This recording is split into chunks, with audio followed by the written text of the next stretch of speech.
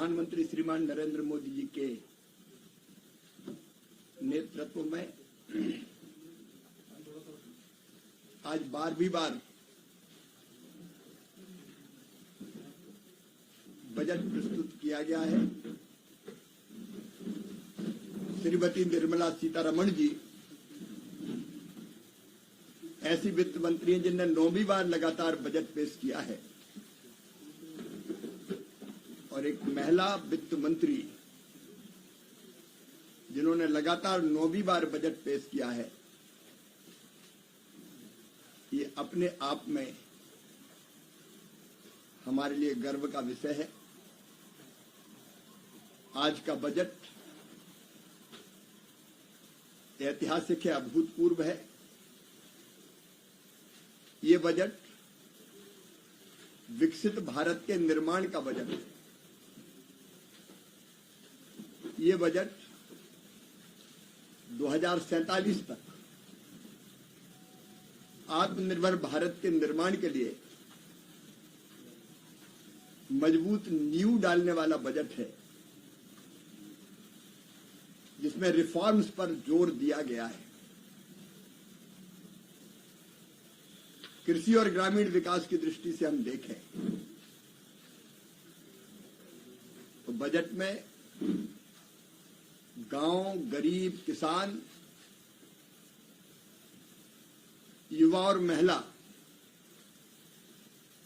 सबकी चिंता की गई है। अगर आप ग्रामीण विकास विभाग के बजट को ही देखें तो 21% की उसमें वृद्धि हुई है। मुझे बताती हूं खुशी है कि ग्रामीण विकास का जो कुल बजट है उसमें अकेले विकसित भारत जी राम जी योजना के लिए 55,600 करोड़ रुपए से ज्यादा का प्रावधान किया गया है। पिछली बार ओवरऑल मनरेगा का जो बजट था वो 86,000 करोड़ था। अब अकेले केंद्र का हिस्सा है 95,600 करोड़ रुपए से ज्यादा। इसमें राज्यों का अगर हम मिलाएंगे तो ये 1,51,000 करोड़ से ज्यादा हो जाएगा, जो अपने आप में ऐतिहासिक और अभूतपूर्व है। लेकिन एक बात और बताते हुए मुझे प्रसन्नता है कि 16th फाइनेंस कमीशन ने अभी जो फैसला किया है उसके हिसाब से पंचायतों को सीधे 55,900 करोड़ रुपए से ज्यादा की राशि और सीधे जाएगी। तो विकसित भारत जी राम जी का 1,51,000 करोड़, 55,909 करोड़ सीधे फाइनेंस कमीशन की रिकमेंडेशन के आधार पर। पहले अगर 5 साल में हम देखें तो कुल मिला के 2,36,000 करोड़ रुपया पंचायतों को सीधे मिला था और अब ये 4 लाख करोड़ 4,35,000 करोड़ रुपया हो गया, जस्ट डबल हो गया है। मैं मानता हूं कि ग्राम के विकास में, विकसित भारत के लिए विकसित गांव के निर्माण में ये बजट ऐसा काम करेगा कि जो कल्पना भी नहीं होगी लोगों की। फाइनेंस कमीशन की और विकसित भारत जी राम जी की दोनों की धनराशि मिला के एक विकसित ग्राम, स्वावलंबी ग्राम, रोजगार युक्त और गरीबी मुक्त गांव बनेंगे। हम अगर महिलाओं के कल्याण की और आर्थिक समृद्धि बढ़ाने की दृष्टि से हम देखें बहनों की, तो विशेषकर लखपति दीदी योजना के लिए जो सीमार्ट की योजना की बात आज वित्त मंत्री जी ने कही है, मतलब उनके उत्पाद को बेचने के लिए हर जिले में एक प्लेटफॉर्म होगा, सीमार्ट होगा, जहां उनके बनाए हुए उत्पादों को बेचने के लिए एक नया प्लेटफॉर्म मिलेगा। और अभी तक वो जो काम करती हैं बहनें हमारी, पशुपालन से लेके कृषि से संबंधित गतिविधियों से लेके अनेकों तरह की गतिविधियां, लेकिन उससे आगे बढ़ के वो उद्यमी बने, इस दिशा में प्रयत्न किया जाएगा। गरीबों के घर का निर्माण हो या प्रधानमंत्री ग्राम सड़क योजना,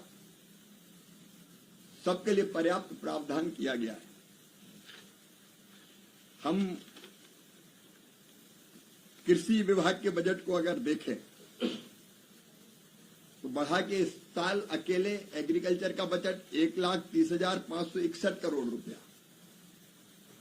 इसमें अगर कृषि शिक्षा और अनुसंधान रिसर्च को जोड़ दिया जाए आईसीआर को के बजट को, ये 9,967 करोड़ रुपया कृषि शिक्षा और अनुसंधान के लिए। लेकिन किसानों के लिए फर्टिलाइजर की जरूरत पड़ती है, और वो भी अगर इसमें जोड़ दिया जाए तो 1,70,944 करोड़ रुपया सस्ता फर्टिलाइजर किसान को मिले, सस्ता खाद किसान को मिले, इसलिए फर्टिलाइजर सब्सिडी के लिए उसका प्रावधान किया गया है।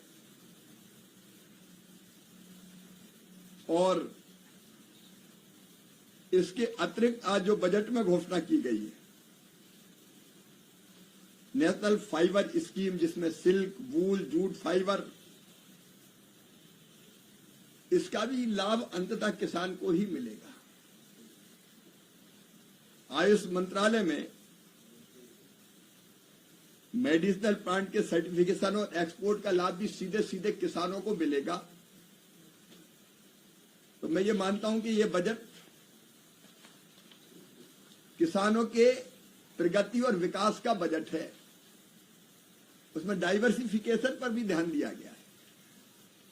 परंपरागत फसलों के लिए तो काम करेंगे ही, लेकिन जैसे नारियल, कोको, काजू या चंदन की लकड़ी, नारियल के बागों का पुनरुद्धार, फिर से नए बाग लगाए जाएंगे, इसके लिए प्रावधान किया गया है। फ्रूट्स और वेजिटेबल्स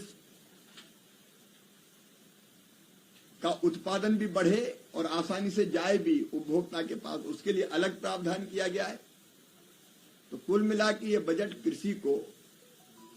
कृषि के विकास को और किसानों के कल्याण को नई दिशा और नई गति दोनों देता है।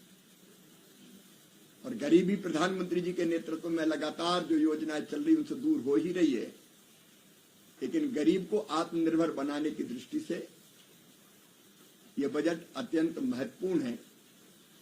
मैं प्रधानमंत्री जी को हृदय से धन्यवाद देता हूं, वित्त मंत्री जी को बधाई देता हूं कि गांव के लिए, गरीब के लिए, किसान के लिए, युवा किसानों के लिए और विशेषकर हमारी दीदियों, लखपति दीदी हो या बाकी बहनें हो जो गरीब थी, उनके कल्याण के लिए इसमें पर्याप्त प्रावधान किए गए हैं। और मुझे पूरा विश्वास है कि इन प्रावधानों के कारण न केवल विकसित भारत का निर्माण होगा, बल्कि हम गरीबी दूर करेंगे और किसानों की आय को भी बढ़ा के गांव को विकसित बनाने में सफल हो पाएंगे। धन्यवाद। सर, इसमें एक बात दोबारा बता दीजिए, कुल ग्रामीण विकास का बजट कितना है और कुल कृषि बजट कितना है? जो मैंने अभी आपको बताया, कुल अगर मिला के हम देखें तो कृषि का जो अकेला कृषि का बजट है वो 1,30,561 करोड़, और उसमें मैंने आपको अलग अलग बताया, आईसीआर का अलग है और फर्टिलाइजर सब्सिडी चूंकि किसानों के ही काम आती तो उसको जोड़ के मैंने सारे आंकड़े आपके सामने प्रस्तुत किए।